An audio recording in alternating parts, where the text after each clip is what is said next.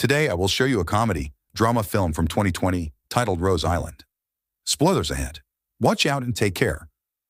In November 1968, in the city of Strasbourg, Jean-Baptiste Thomas arrives at the Council of Europe, ready to start his working day. After noticing a weirdly shaped car in the parking lot, he enters the building and finds a sick man lacking winter clothes waiting at the bench, so he asks the guard Gary about him. Gary explains the man is Italian engineer Giorgio Rosa, who has been here all week, and the weird car belongs to him too. Giorgio claims to be the head of a state, has brought a file for the council to see and won't leave until they do. In order to get rid of him, Jean makes a big deal out of accepting the file from Gary and taking it to the office with him, but as soon as he enters the room, he throws it in the trash. He changes his mind, however, when he notices the file has the UN logo on it. After reading what is on it, he urgently rushes Gary to send Giorgio to his office so they can grant him an audience. Giorgio requests their help to save the island he's built, but since Jean and his coworker are skeptical, he begins telling his story from the beginning. A year ago, in Bologna, Giorgio is at a bar with his best friend Maurizio Orlandini and other classmates celebrating their graduation from college. He leaves the celebration behind though, when he suddenly sees his ex-girlfriend Gabriella and decides to invite her to have a drink with him. Giorgio asks her about her boyfriend, who she is having a rough time with, and is surprised to hear they've been together for 3 years, which is almost as long as Giorgio has dated her. He thinks Gabriella's dad likes this guy, which frustrates him because the man has always hated him. So Gabriella has to remind him the only reason why her dad hated him is that Giorgio made his TV explode and never apologized to either of them. They start arguing over the TV and the fact Gabriella may get married when she notices how late it is, so he offers to drive her home. They take the car Giorgio himself has built, which impresses Gabriella, and the two of them actually manage to chat happily even when she admits they broke up because dating him is too risky. A moment later, they are stopped by the police, who point out the car has no license plate. When asked for papers, Giorgio gives them an ID, but he doesn't have a driving license either. All this lack of responsibility makes Gabriella angry. After checking his records, the police find out Giorgio also has a criminal record, a flying ban to be precise, because he tried flying an unregistered plane he built himself too. When an officer gets in his car to confiscate it, Giorgio freaks out, so he gets arrested and spends the night in jail. The following morning, he's bailed out by his father Elise Rosa, who wishes his son acted normal. He's found a job for Giorgio, engineer for a very famous motorbike racer, but Giorgio isn't happy with the idea, so after a very sarcastic "thanks," he gets out of the car and leaves his dad behind. Next, he goes to see Gabriella, who is teaching a class about natural law and how things that are legal aren't always right. When she sees him enter the classroom though, she cuts the class short after only 10 minutes so she can talk to him in private. She's furious because now she has a record, and that may bite her in the rear when she tries to get tenure.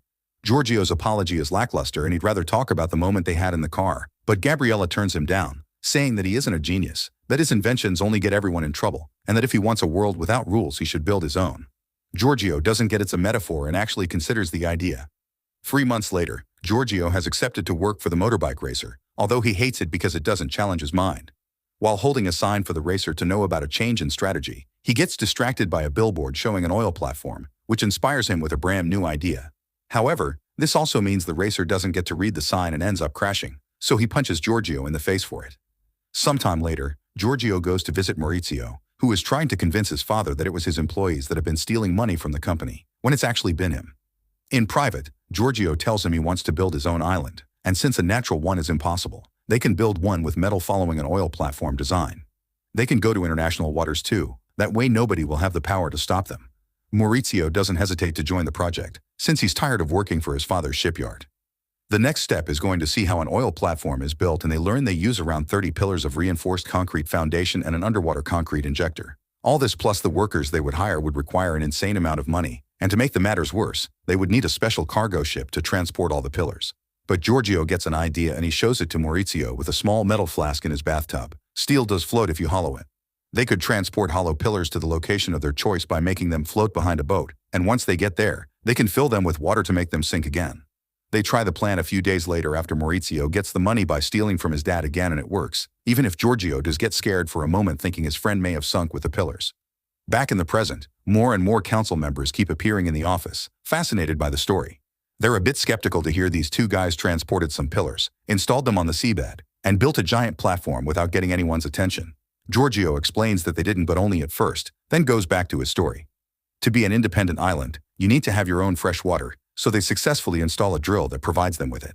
The giant drill tower gets the attention of the Coast Guard, who thinks their tower is a transmitting antenna used for the illegal occupation of public airwaves. But as soon as they explain they're just drilling for water, they're left alone, since that's not illegal. Sometime later, when the platform is finally done, Maurizio returns with the workers to the mainland, but Giorgio decides to stay his first night on the new island. Only he, the sea, a radio, and some coffee. Things go well at first, but soon it starts raining, which Giorgio thinks he can avoid by standing under his beach umbrella. However, in the middle of the night, the light rain becomes a full storm with tall waves that keep hitting the platform and a strong wind that blows away his umbrella. It's during this storm that a boat approaches the island asking for shelter, and that's how Pietro Bernardini, a castaway welder, becomes the first resident. Back in the present, Giorgio's little meeting has become a full audience with the entire Council of Europe. A secretary is introducing the ministers to residents of the island. After talking about Pietro, he brings up Wolfgang Rudy Neumann, a PR manager for beach clubs. He lost his German citizenship when he deserted from the army, but since he entered Italy illegally, he doesn't have an Italian citizenship either. He's stateless. Returning to the story, Rudy is shown working at a club when he overhears the news about two guys building an island, so he decides to visit them. After hearing their explanation about building a new world, Rudy accepts to stay as the island's PR manager and begins promoting the place as a tourist destination. Soon the news of a lawless place reaches all of Europe, and people from all over come to the island to party. The timing is perfect too, because 1968 is the year of a series of riots in France that everyone wants to escape from. Rudy even tells Giorgio of Esperanto, which they adapt as the island's official language and rename the place from Steel Island to Rose Island, which Maurizio doesn't like very much because it leaves him out. The island becomes so big and famous that they start appearing on the news, and that's how Franca learns about them. After discovering she's pregnant and understanding she can't tell who the father is because she's had too many flings, she goes to the island and demands a job as a bartender. The men give her the job, getting excited because her baby will be the first native island resident. One afternoon, after dismissing Maurizio's gambling ideas, Giorgio is shocked to see Gabriella has come to visit him. She isn't impressed by the island though. She thinks it's just a disco and not an actual state. After telling Giorgio that she's getting married, she leaves, refusing the invitation to stay the night. Later that night, Rudy and Maurizio argue over their ideas. Rudy wants to start a water skiing competition while Maurizio wishes they could have gambling tournaments. Giorgio's mind, however, is still stuck on what Gabriella said, so he tells his friends that he wants to be recognized as a real state. They have currency, stamps, postal service, and an official language. The only thing they're missing is a government. Giorgio declares himself to be the president, Franca the Minister for Economic Affairs, Pietro for Surveillance and Defense, Rudy Secretary of State, and Maurizio shall cover internal affairs. To make it official, they send a letter with a request to the UN, who contact the Italian government, and that's how two special agents end up visiting the island. Some days later, the Italian Council of Ministers is having their usual meeting when Prime Minister Giovanni Leone is given the news about the island by Minister Franco Restivo, who has been hiding the fact the Secretary General of the UN has called them about this 2 days ago. Furious, Giovanni demands to know why they haven't done anything about it, so Franco explains he sent 2 agents to the island that haven't returned after 40 hours. After the meeting is over, said agents finally call, confessing they had been mesmerized by the freedom of the island, even causing one of them to cheat on his wife. Later in the evening, Franco appears on TV saying the government is working on disposing of the island. This is seen by Gabriella and Giorgio's parents. Franco's little speech, however, has the opposite effect of what he wanted. Dozens of letters begin arriving at the island, asking for a citizenship. Sometime later, Giorgio returns to the mainland to have lunch with his parents, but Elise doesn't let him buy him a lobster because he worries the money the island is making may be illegal. Giorgio invites them to come and see the island, but they turn down the offer with a silly excuse. Afterward, he is approached by Franco's agents and offered to have 2 beach bars of his own in exchange for him dropping the island. Giorgio of course refuses and leaves without uttering another word. Later that night, they close the island to outsiders so the 5 of them can have an important talk. It's been decided that they'll finally start handing out citizenships, and the first passport, which just got printed, is for Rudy, who never had one. Meanwhile, Giovanni is having a meeting at the Vatican with a very important cardinal that asks him to do something about the island soon because it's appearing in the newspapers and they can't hide it from the Pope, who will not approve of such rebel ideas. When he returns to the Chigi Palace, he discovers dozens of letters have arrived from people asking to cancel their Italian citizenship, and similar requests are happening in governments around the world. Nervous and upset, Giovanni orders Franco to solve this problem as soon as possible if he doesn't want to suffer the consequences. This results in an agent visiting Elise at work. In the meantime, at the island, things are quiet because it's raining, not exactly party weather. Maurizio wants to start planning something to do for when summer ends and is shocked to hear Rudy, Franca, and Pietro are leaving, but Giorgio quickly catches on to what's going on. Unlike him, his friends did take the offer from the agents. Sad and betrayed, Giorgio goes to visit Elise, who has been fired from work under saying his performance hadn't been good when he had been nothing but an excellent, obedient worker. Not wanting his son's education to go to waste and disappointed by the dirty tactics the government is pulling, Elise encourages Giorgio to turn down the deal and fight for his island. Giorgio goes to see Gabriella, finding her at the movies with her fiancé. He wants her to be his lawyer in this legal fight he's about to start, but she refuses. She points out he shouldn't have written to the UN since he may be on international waters, but he's still an Italian citizen, and if he wants to achieve anything, he should visit the Council of Europe. So he does exactly that after taking his car back from the impound lot and stealing a license plate from another vehicle not to be stopped by the police again. And that's how he's here now, in front of the whole council, telling his story. Once he's done, he's asked to wait in the lobby while the council decides how to proceed.